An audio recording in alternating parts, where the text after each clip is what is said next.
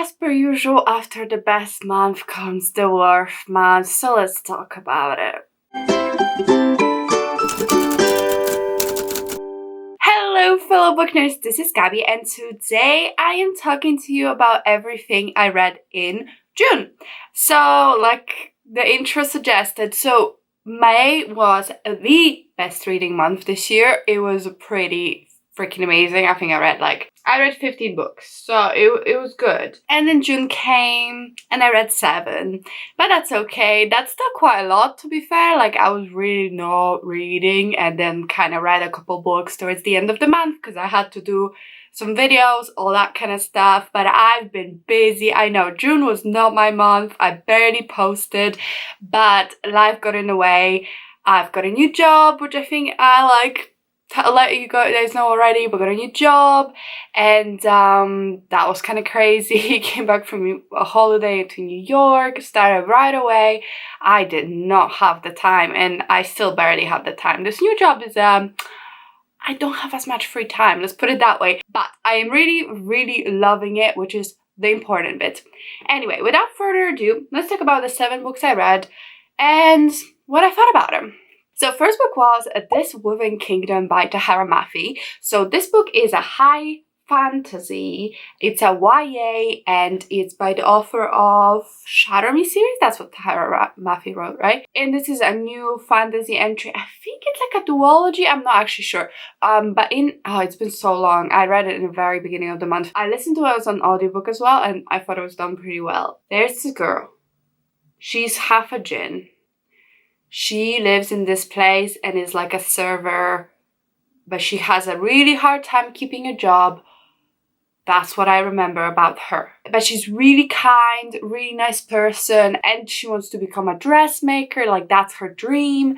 And in this world, like, people know that jinn exists, and there used to be a war between jinn and humans a long time ago. Like, a truce was struck, but the truce is really not beneficial to the jinn, who have to hide, like, not use their magical powers. They can be persecuted, and basically they can live in the society but are not treated as equals. So that's that. And one day, this boy tries to like steal her money from her on like a knife point, and then she is really kind to the boy and like helps him. And this interaction is this interaction is seen by a prince of this kingdom, and he's like, "That's sus. Why is she so nice? No one's this nice. She must be a spy." So that's kind of where we at. So it's kind of enemies to lovers, or kind of, and we go from that story onwards. I thought it was really good. I was surprised how much I liked it. It was really fun, well written, the world was really interesting, and I had a really good time with it. I feel like, I don't even know what to tell you about it. It's been so long, but the audiobook performed well, and overall it was just a really fun time. I will definitely read the sequel when it does come out. It's a pretty chunky book, that was the only thing, but I enjoyed the romance. I enjoyed the intrigue, the twists and turns, and from what the setup sounds really interesting, and I'm definitely going to be continuing. And I gave it 4 stars. Next up, I read Aurora Burning by Aini Kaufman and Jay Kristoff. If you don't know, I'm currently hosting a read-along for the series with Read-Along Queens, which is my like a read-along book club, hosting with Sasha from The Wild Sasha, MK from The Bookish Baddies, and Kira from The Book Bella. So this is book 2 in Aurora Rising. So in Aurora Rising, we follow... This is Aurora Rising. In Aurora Rising, we follow, not him, but a guy who is like a star at this Aurora Academy, which is like special cadets that fly spaceships and blah, blah, blah. And he's like the star, and he just graduating. He's gonna get his pick of the litter with the most amazing people from the academy. But just before his ceremony, he stumbles upon this ship and finds a girl, Aurora, who is kind of in a coma and in this dead ship, and he like takes her out and saves her, and then he's late to the ceremony, so he's kind of left over with whoever wasn't picked for the troop. It's a really fun series. It's really fun and quick. It's sci-fi, but really light. Not a light sci-fi. It's a high concept sci-fi, whatever. Space opera, but it's just so easy to read. And I actually enjoyed this book a lot. I thought it was really slow, and there were parts that were a little bit boring. And I was just kind of like, yeah, okay, let's get through it. Let's go. So that's a little bit how I felt, but I thought that the humor worked way better. In book one, it felt like a Marvel movie, but like with the humor being so extensive and undercutting every single emotional beat you might have. That was book one. Book two, I think they actually improved quite a lot. So I had a good time, and there's a full discussion where we talked about this book for like an hour and a bit. So if you want to check that out, I'm gonna link it. But we're gonna read book three. When are we gonna read it? We're gonna read it in July. So you can still join if you want to just read book 3. Next up, I read 4 Aunties and a Wedding by Jessie Q. Sutanto. So this book is a sequel to Dial A for Aunties, and this is kind of like a thriller, action, romance novel. So it's very quirky, it's very like out there and sometimes ridiculous. Like it's ridiculousness that I really loved about book 1. So in book 1 we follow a girl who is what is she, Indonesian / Chinese American. She lives with her mom and near her 3 aunties, and they all together have a wedding organizing company, and she's the photographer. Night before like a really big booking and a really big wedding, she by mistake kills her date, which was like catfished by her mother. His body ends up making its way to the wedding, and it's like a second chance romance in there as well. So it was really fun. I thought it was ridiculous, like super duper ridiculous, but really fun, really high energy, really good. Now this is the sequel, and I didn't like it as much, I must tell you. It felt a little too ridiculous. Like first book was ridiculous, but it was still fun and I still had a really good time. This book felt ridiculous, and I felt so uncomfortable. The actions of the characters were just a little bit too much.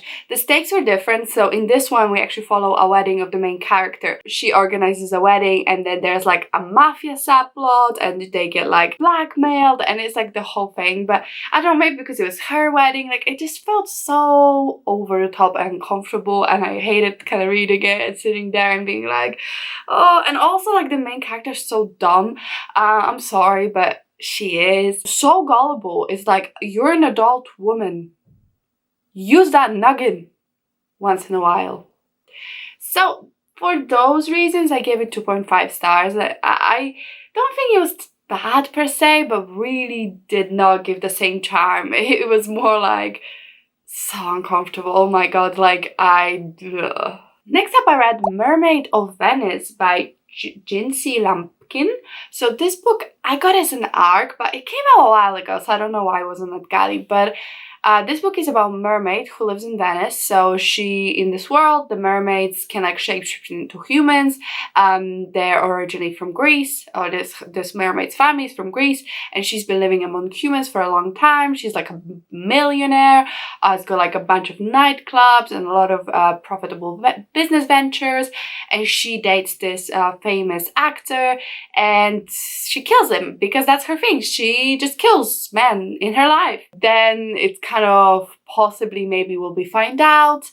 This book is very strange because I liked it, and I liked the mermaid aspect in it. I thought that was done super well. Like I'm on a hunt for a good mermaid book, you might know, and I feel like I found one. Like this is really good. The mermaid side of it was super interesting because we actually got into the lore. She actually had the tale, and like it came into being important, and it was interesting. But I just don't understand the genre of this as well, because it's not really a romance.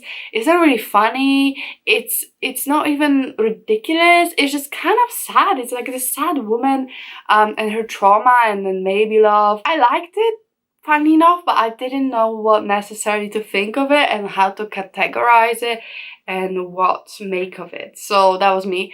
I gave it 3.5 stars, and it's a whole series of this mermaid in different cities, so I'll definitely pick them up. Next 2 books I'm not gonna really talk about because they're for a special video, but it's Certain Dark Things by Sylvia Moreno Garcia, and The Beautiful Ones by Sylvia Moreno Garcia. I am doing a video where I'm gonna read all of this woman's books. And I read these two so far. I'm not telling you what I thought, but I read them. And lastly, I read A History of Dark Places by ShareAlike. So this book I read because I'm gonna be, well, I've already have done it by the time you see the video. I will be talking to Sasha from The Wild Sasha in a live show about this book for her book club. I think it's called Enchanted Book Club. So I'm very excited. We're supposed to talk about it tomorrow. This book is by the author of, what is it called, Winterwood, which I really liked because it was a fun experience, because that book, I caught onto the twist real early, and then the rest of the book I just spent finding clues to support my plot twist idea, and I nailed it on the head, and it was really fun because I just felt so smart, and there's like a vlog of it. So I wanted to check this book out, and Sasha was already going to talk about it, so I was like, hey, can I join you? She graciously allowed me to join. Check out the full live show discussion. I'm sure it'll be really fun.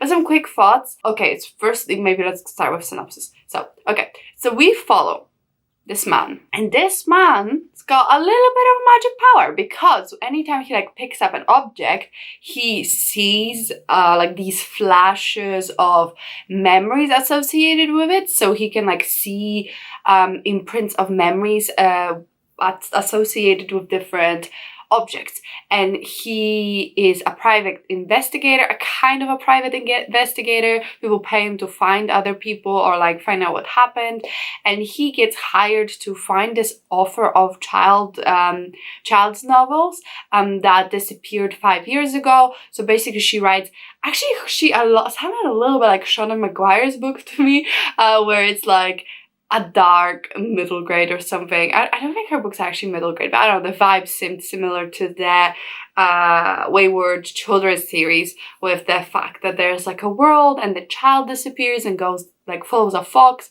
and because of the book there's been like a child that went onto the wilderness to find this place and died, and the author after that disappeared, and it's been 5 years and no one's found her, and her parents hired this man to find the woman, and he traces her to this like closed community, and then we kind of completely shift perspective to people who live in this community, and it's very interesting. It's a little bit like a cult book, but without it really being like a religious cult, which I thought was really interesting, because usually I feel like if you have a cult book or small community, it's always like a super uber religious one, but this one wasn't, and I thought it was really interesting. It was mostly really realistic and kind of like normal fiction that had like a bit of sprinkle of, well, it literally just had this power this man had, and like some kind of maybe exaggerated real life things, but I enjoyed it. And what did I give it? I gave it 3.5 stars. I'm really looking forward to discussing this with Sasha, so maybe I can figure out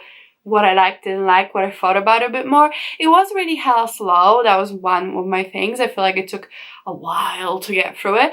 And I kind of figured out the plot was before they told us, but not as early as last time. So I still had a good time. Alright, well, those were all the books I read in June. I told you there weren't too many, but for now, for once we have that's not even that short of a wrap-up, but oh well.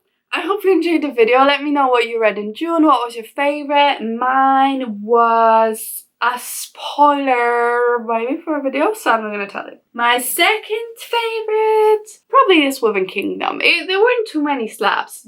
I had 1 5-star, which I didn't even tell you about. So I only had 1 5-star, but that 1 5-star was banging. Well, anyway, thank you so much for watching. Let me know what's your favorite book, and I'll see you in my next video. Bye!